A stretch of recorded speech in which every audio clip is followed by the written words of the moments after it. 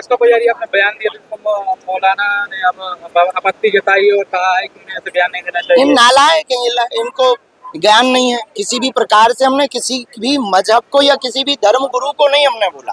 हमने एक अपने सनातनियों को जगाने के लिए जो प्रायोजित तरीके से हमारे भारतीय सनातनी हिंदुओं का ब्रेन वॉश किया जाता, उसको हमने जागरूक हिंदुत्व के नाते, हिंदू के नाते हमने बताया है कि हवस का पुजारी वर क्यों होता है। बोलचाल में पुजारी हमारे सनातन धर्म का सबसे बड़ा पद है, सनातन धर्म में उसका सम्मान है, पूजा करते हैं। अच्छा, हवस का पादरी क्यों नहीं होता, हवस का मौलाना क्यों नहीं होता?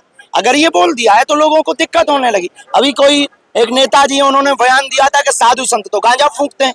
कोई अंसारी जी है, उन्होंने कहा कि महात्मा गांजा फूंकते हैं। ये बेफिजूली की बात है। महात्मा गांजा फूंकते, सब नहीं फूंकते। ऐसे तो अंसारी आतंकवादी होते हैं, पर सब नहीं होते हैं, पर कुछ होते हैं।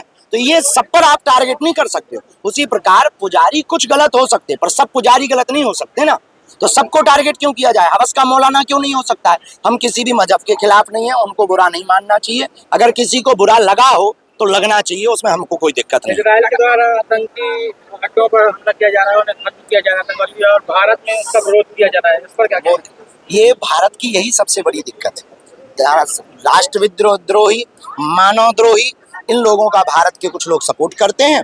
बाकी जो मानव को जोड़ने का, एकता का काम, सनातन का काम, भारत को जोड़ने का काम करते हैं, उनका विरोध करते हैं। इस बात से ही तो भारत पीछे है, इसीलिए तो हम लोग विदेशों के मुकाबले में पीछे हैं। यही दुर्भाग्य है भारत का, जो आतंकवादियों का सपोर्ट करता है।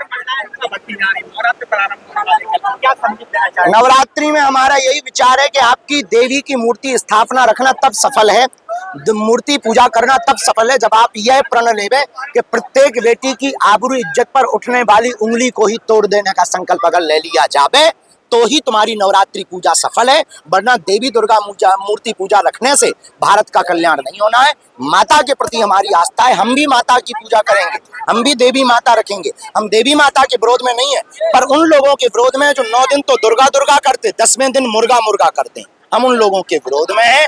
माता देवी को रखने वाले लोग संकल्प लेवें, दुर्गा पूजा के साथ भारत की बहन बेटियों के साथ होने वाले अत्याचार पर कम से कम खुलकर बोलें।